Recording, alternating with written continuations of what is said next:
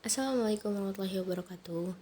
Halo teman-teman semua, kami dari kelompok 7 akan mempresentasikan hasil dari kerja kami yang berjudul Gangguan Kecemasan Part 2. Anggota kelompok kami ini, yang pertama itu ada saya sendiri, Faradila, lalu Indah Sekarini, dan Intan Antika. Berikut beberapa materi yang akan dibahas oleh kelompok kami. Yang pertama ada gangguan kecemasan menyeluruh, yang kedua ada gangguan obsesif kompulsif, dan yang ketiga ada gangguan stres pasca trauma.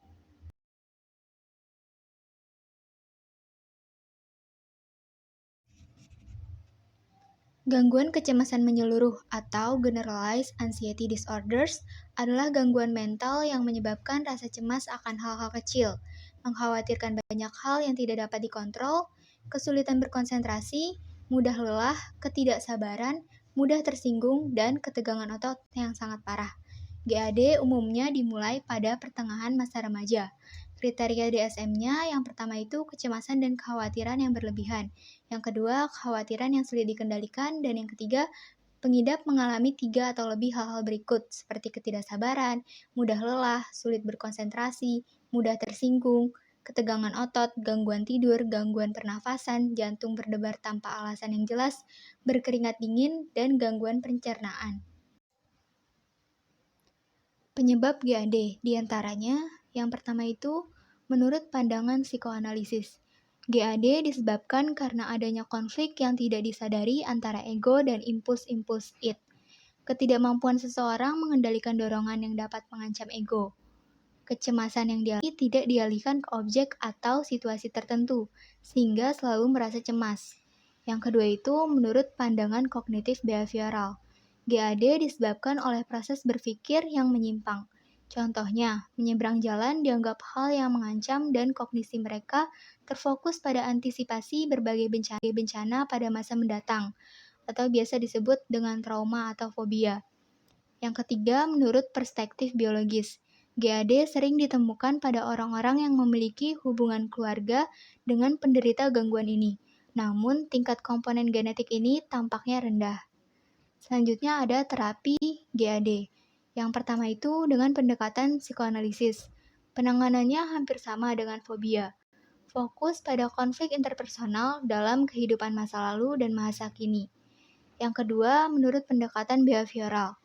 Penanganan umum seperti relaksasi intensif ketika mengalami ketegangan, karena klien yang mengalami GAD dianggap takut untuk mengkritik dan dikritik orang lain. Yang ketiga, menurut pendekatan kognitif, membantu klien menguasai keterampilan apapun yang dapat menumbuhkan perasaan kompeten. Dan yang keempat, ada menurut pendekatan biologis.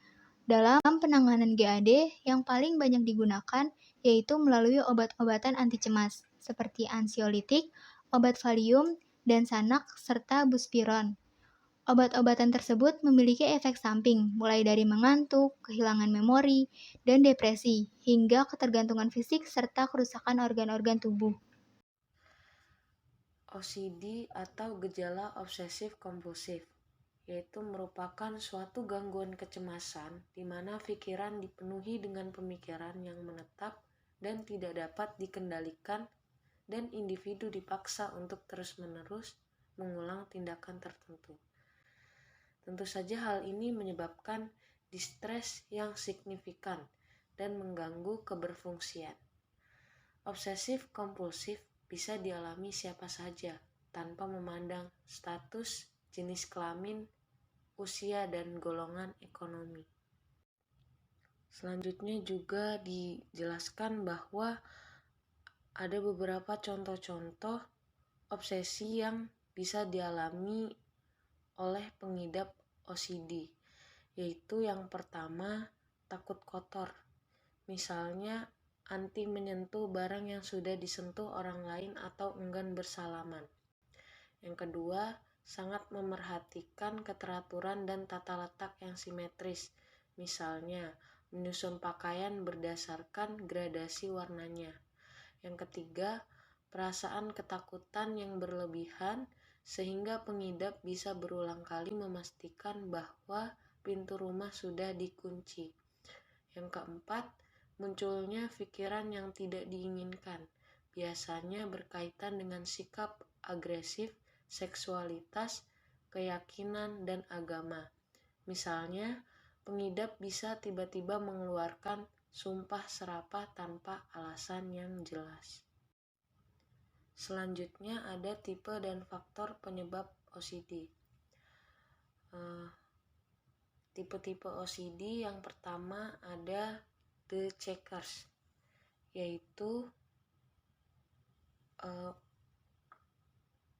penderita OCD adalah orang yang selalu mengecek atau memeriksa sesuatu.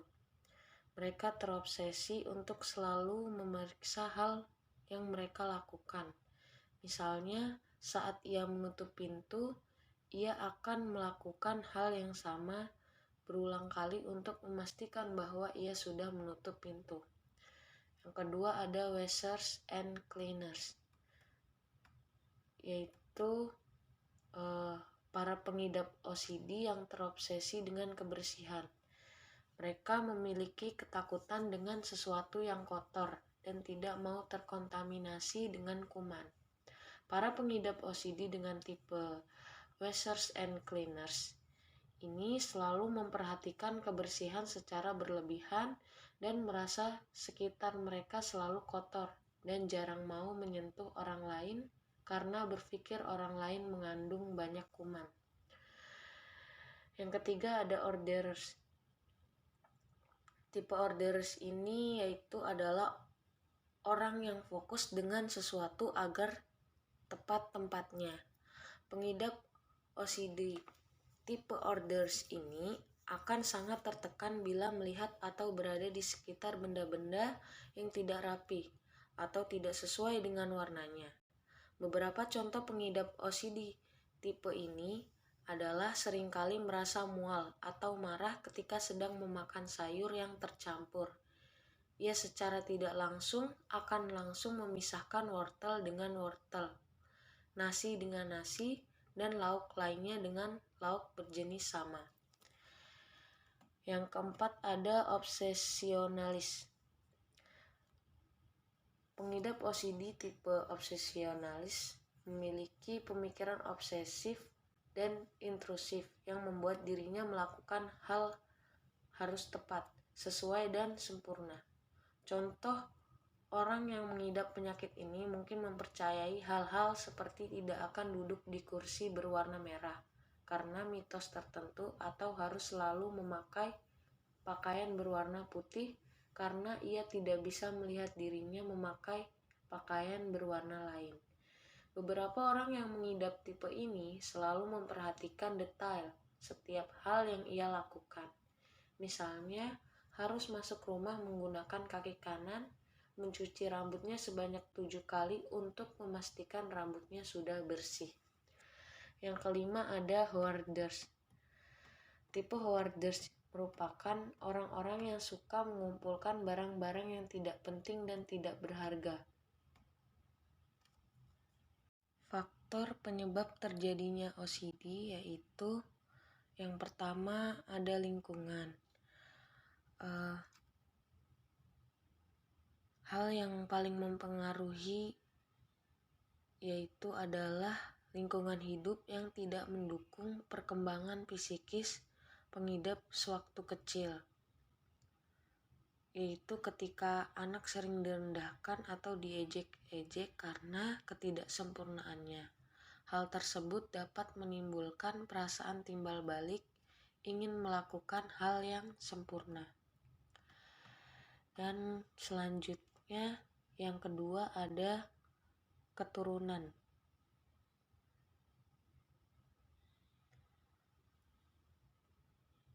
Keturunan ini juga menjadi faktor pemicu terbesar timbulnya gangguan psikologis OCD. Memiliki orang tua atau saudara yang mengidap OCD bisa membuat seseorang berisiko tinggi mengalami gangguan yang sama. OCD diduga terjadi karena ada gen tertentu yang diturunkan oleh orang tua yang memengaruhi perkembangan otak seseorang.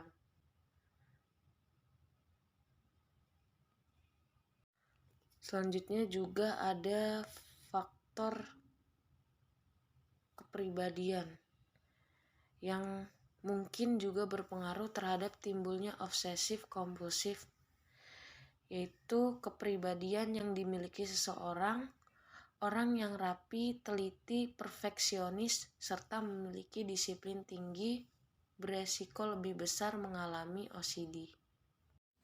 PTSD atau Post Traumatic Stress Disorder yaitu reaksi malatif berkelanjutan individu setelah mengalami kejadian traumatis. Diagnosa PTSD ini didasarkan pada simptom atau gejala.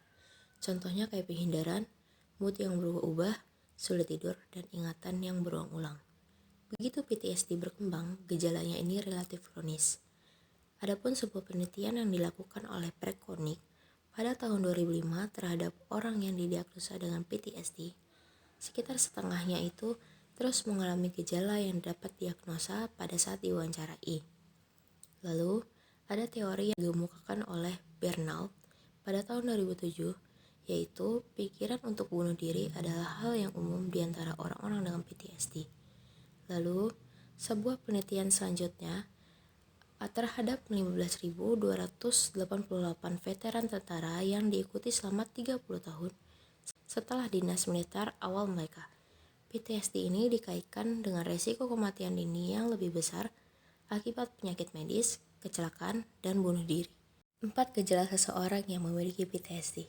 Yang pertama, ingatan berulang terhadap kejadian traumatis. Orang tersebut itu seringkali bermimpi dan memiliki ingatan yang mengulang-ulang kejadian traumatis. Yang kedua, menghindar terhadap sesuatu yang dapat membangkitkan ingatan terhadap kejadian traumatis. Contoh kasusnya itu, ada seseorang yang tertimpa reruntuhan gempa pada saat dia tertidur di dalam rumah. Karena dia takut tertimpa reruntuhan lagi pas tidur, nah dia mencoba untuk terjaga atau begadang. Yang ketiga, perubahan pada suasana hati dan pikiran. Orang tersebut cenderung menyalahkan diri sendiri, tidak ingat pada hal yang menyebabkan ia trauma. Yang keempat, perasaan yang meledak-ledak. Contohnya mudah tersinggung atau agresif, perilaku sembrono atau merusak diri sendiri, sulit tidur atau tetap tidur, sulit berkonsentrasi, kewaspadaan yang berlebihan, dan respon kaget yang berlebihan.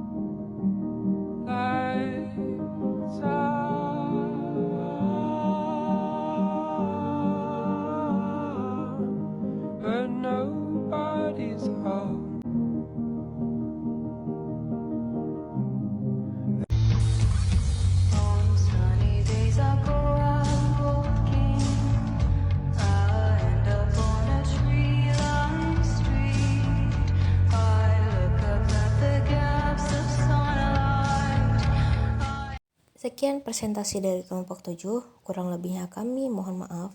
Bila ada yang ingin bertanya atau ada yang ingin menambahkan, kami persilakan. Sekian dan terima kasih.